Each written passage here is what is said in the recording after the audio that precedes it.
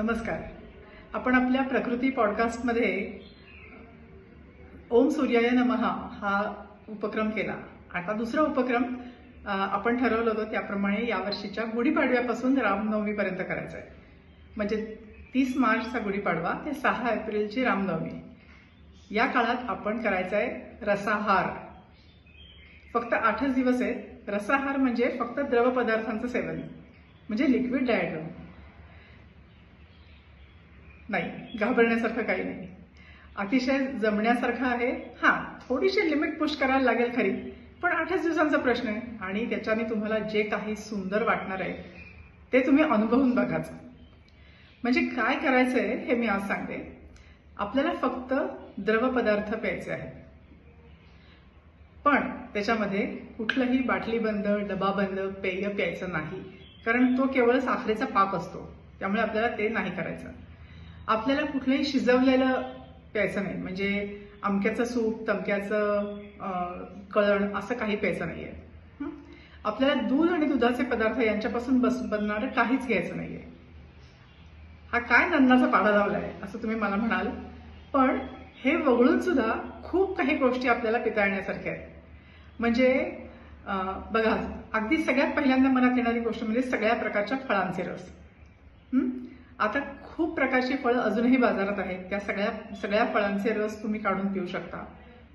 आणि याशिवाय भाज्यांचे रस तुम्ही पिऊ शकता.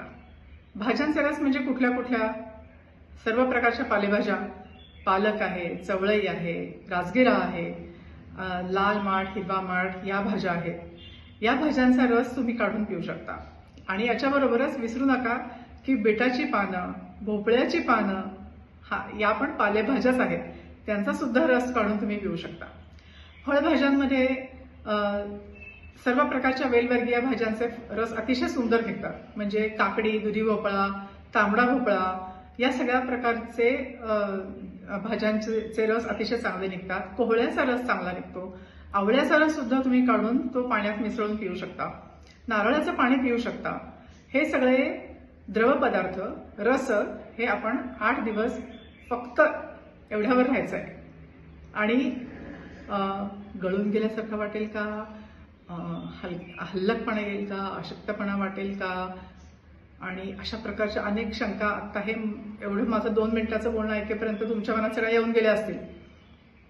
मी सांगते असं काही होणार नाही, पण तुम्ही अनुभवून बघाच. आपल्याला अर्धपोटी राहायचं नाही, आपल्याला उपाशी राहायचं नाही. आपण असं काही ठरवायचं नाही की आपल्याला फक्त दिवसातून 2दाच प्यायचे, 1दाच प्यायचे, असं काही नाही. आपल्याला जेव्हा भूक लागेल तेव्हा, जेव्हा आपण खाणार असू तेव्हा हे प्यायचं आहे. जमेल? करूया? करून बघा. तुमच्या मनात जे जे काही असे प्रश्न येत आहेत ना की असं होणं शक्यच नाही, मला हे जमणार नाही, हे पण लिहा कॉमेंटमध्ये. आणि तुम्हाला कोणत्या कोणत्या भाज्यांचे रस तुम्ही आतापर्यंत प्यायलेले आहात ते पण मला कळवा. आता मी काही भाज्यांची उदाहरणं दिली. या व्यतिरिक्त सुद्धा खूप भाज्या अशा आहेत की ज्यांचा रस तुम्ही प्यायलेला असेल किंवा पिऊन बघू शकत असाल. आणि तुम्हाला या सुद्धा शंका असतील की अरे, मी रोज ऑफिसमध्ये जाते, मी हा दुधी भोपळ्याचा रस काढून जर ऑफिसमध्ये नेला तर ते शक्य नाहीये. तो काढल्याच काळा पडतो. मी कसा नेणार ऑफिसमध्ये आणि कसा पिणार तिथे? शक्य नाहीये हे. तर अशा प्रकारचे जे शक्य नाहीये असे जे काही प्रश्न आहेत ना ते पण टाका कॉमेंटमध्ये. आणि मी तुम्हाला सांगते की फक्त 8 दिवसांचा प्रश्न आहे. आणि या 8 दिवसात या रसाहाराने तुम्हाला जे काही प्रसन्न वाटणारे, हलकं वाटणारे आणि जो ताजेपणा तुम्ही अनुभवणार आहात, तुम्हाला असं वाटेल की सगळा उन्हाळाभर आपण निदान 1 मील तरी रसाहार करूच या. आपण करून बघूया. 30 मार्च गुढीपाडवा ते 6 एप्रिल रामनवमी आपण करणार आहोत रसाहार.